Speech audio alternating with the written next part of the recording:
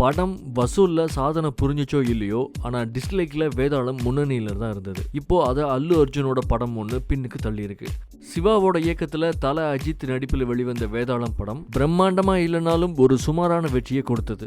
அப்படின்னாலும் இந்த படத்தோட டீசர் தான் தென்னிந்தியாவிலேயே அதிக டிஸ்லைக் வாங்கிய டீசர் அப்படிங்கிறது குறிப்பிடத்தக்கது. ஒரு டீசருக்கு இவ்வளவு வெறுப்பு இருக்க முடியுமா? அதுவும் தல அஜித் ஒரு மாஸ் ஹீரோ, அவரோட ஒரு புது படத்துக்கு இவ்வளவு டீசர் இருக்க முடியுமா அப்படின்னு நம்ம ஆச்சரியப்படுற அதே வேளையில இப்போ அல்லு அர்ஜுனோட புதிய படமான துவாடா ஜெகநாதம் அப்படிங்கிற டீசர் வேதாளத்தை விட அதிக டிஸ்லைக் வாங்கியிருக்கு. அதுலயும் 1 லட்சத்துக்கும் அதிகமான டிஸ்லைக்குகளை வாங்கியிருக்கு.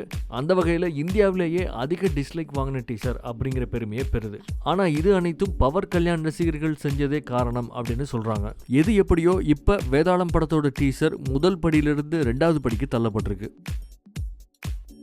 இந்தியா இஸ் அவர் நேஷன் மே ஹே இந்த கையை பார்க்குறான், இது எங்கிட்ட ஏதோ நல்லா வருமாண்ணா, படா படா ஹே எல்லாம் போயிடுச்சுங்க. அவர் தெளிவாக சொல்கிறாரு, ஸ்வச்ச பாரத். நான் உண்மையை சொல்கிறேன், நாங்கள் எப்போவுமே சத்தியம் பேசுவோம், கொஞ்சம் சத்தமாக பேசுவோம். எவனாவது ஒருத்தனை பார்த்து இவன் தேசத்துறையின்ட்டானா நீ அவன் பின்னாடி போ, ஏன்னா அவன் நல்லவன். குறிப்பாக ஐயா எச்ராஜா சொல்லணும், ஐயா சுப்பிரமணிய சாமி சொல்லணும். அவங்கெல்லாம் சொல்லிட்டாங்கன்னா தேச துரோகிகள் பிரிவினைவாதிகள் அப்பா சரியா போயிட்டு இருக்கு. எல்லாரும் நினைக்கலாம் என்ன ஆச்சு தேசத்துக்குன்னு. தேசம் இல்லை, அதை காணாங்கிறதான் பிரச்சனை. இப்போ இந்தியா என்கிற ஒரு நாடு நீங்க நம்புறீங்களோ இல்லையோ விற்பனைக்கு வந்துட்டது. மன்மோகன் சிங்கே சொல்றாரு, என்னை விட மோடி நல்ல வியாபாரியா இருக்கிறாரு. யார் சொல்றா?